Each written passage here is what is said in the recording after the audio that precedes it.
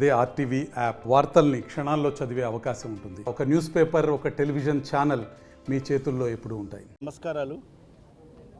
ముందుగా ఇవాళ కార్మిక కర్షక సోదరులకు అందరికీ కూడా మేడే శుభాకాంక్షలు తెలియజేసుకుంటున్నా. మరి ఇప్పుడే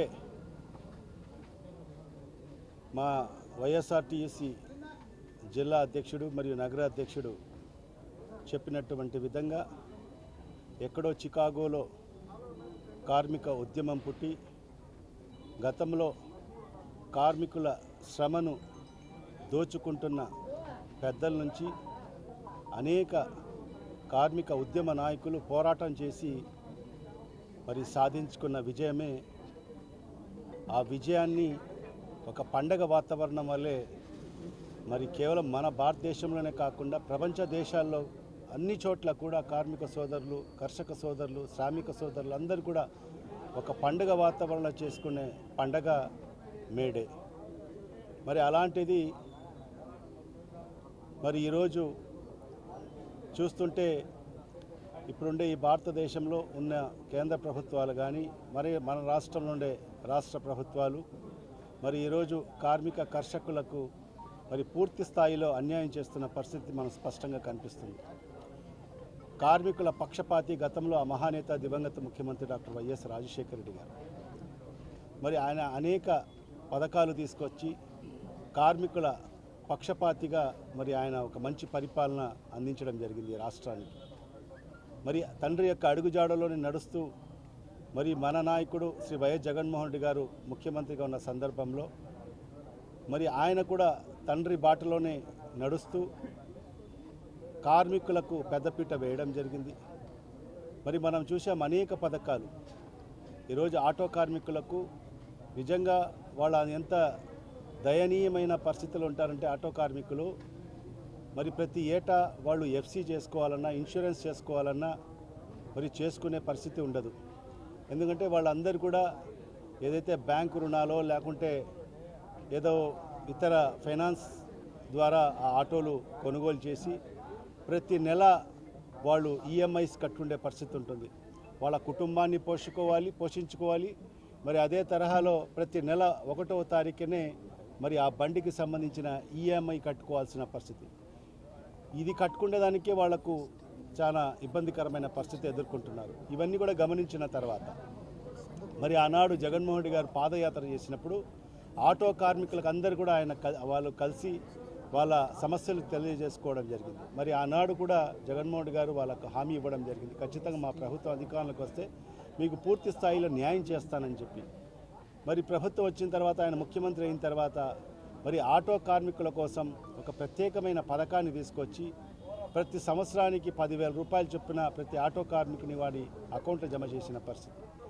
మరి అదే కాకుండా అనేక కుల వృత్తులు చేసుకున్న వాళ్ళకందరికీ కూడా మరి ప్రతి ఏటా 10,000 రూపాయలు మరి వాళ్ళ అకౌంట్ జమ చేసిన పరిస్థితి.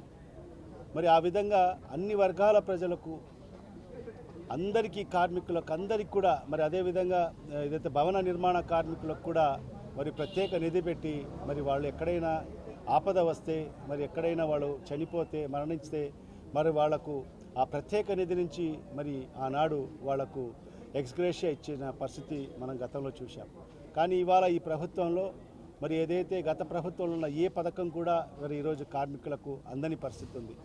మరి అనేక హామీలు ఇచ్చి మరి ప్రతి ఒక్కరికి, ప్రతి కులానికి, ప్రతి వర్గానికి మరి చంద్రబాబు నాయుడు గారు ఎన్నికల ముందు హామీ ఇచ్చి ఈరోజు అధికారంలోకి వచ్చి సుమారుగా 1 సంవత్సరం కాలం పూర్తి కావస్తుంది. మరి ఈ సంవత్సరం కాలంలో ఏ ఒక్కరికి కూడా న్యాయం జరగని పరిస్థితి మనం గమనిస్తున్నాం రాష్ట్ర వ్యాప్తంగా. ఒక రైతు బాగలేడు, రైతు సంతోషంగా లేడు, మహిళలు సంతోషంగా లేడు, వ్యాపారస్తులు సంతోషంగా లేడు, కార్మికుడు సంతోషం లేడు.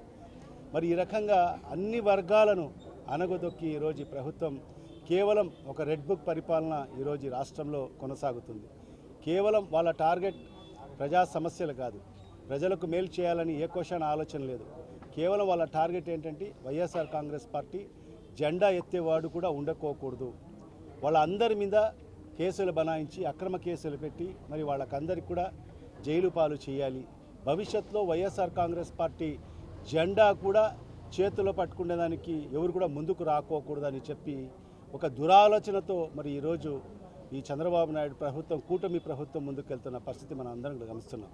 మరి ఈరోజు వైఎస్ఆర్ కాంగ్రెస్ పార్టీ ఏర్పాటు అయిందే కార్మికుల కోసం, రైతుల కోసం. ఎందుకంటే పేరులోనింది వైఎస్ఆర్, యువజన శ్రామిక రైతు కాంగ్రెస్ పార్టీ. మరి ఇలాంటి ఒక గొప్ప ఆశయంతో ప్రారంభమైన వైఎస్ఆర్ కాంగ్రెస్ పార్టీ ఖచ్చితంగా కార్మికుల పక్షాన ఉంటుంది. కార్మికుల హక్కుల కోసం ఎల్లవేళలా వైఎస్ఆర్ కాంగ్రెస్ పార్టీ క్షేత్రస్థాయి నుంచి పై స్థాయి వరకు నాయకులందరూ కూడా కార్మికుల పక్షాన ఉంటాం. ఖచ్చితంగా ఏ కార్మికుడికి కూడా ఎక్కడ ఆపద వచ్చినా వైఎస్ఆర్ కాంగ్రెస్ పార్టీ ముందుంటుంది. ఖచ్చితంగా మా నాయకుడు శ్రీ వైఎస్ జగన్మోహన్ రెడ్డి గారి సారథ్యంలో రాబో రోజుల్లో ఒకటే చెప్తున్నాము, కార్మికులకందరికీ కూడా, కర్షకులకందరికీ, మరి శ్రామికులకందరికీ కూడా ఖచ్చితంగా మీకు అండదండగా వైఎస్ఆర్ కాంగ్రెస్ పార్టీ ఉంటుంది. మీకు ఏ సమస్య వచ్చినా మా దృష్టికి తీసుకురండి. ఖచ్చితంగా అది పరిష్కరించే వరకు మరి అధికారులతో కానీ ప్రభుత్వంతో కానీ ఎలాంటి పోరాటానికైనా మేము సిద్ధంగా ఉన్నామని చెప్పి కూడా తెలియజేసుకుంటూ మరొక్కసారి మరి కార్మిక సోదర సోదరులందరికీ కూడా మరి కార్మిక దినోత్సవ శుభాకాంక్షలు, మేడే శుభాకాంక్షలు. మరిన్ని వీడియోస్ కోసం ఛానల్ ని సబ్స్క్రైబ్ చేయండి. లేటెస్ట్ అప్డేట్స్ కోసం వాట్సాప్ ఛానల్ ని ఫాలో చేయండి. అండ్ లింక్ డిస్క్రిప్షన్ లో ఉంది.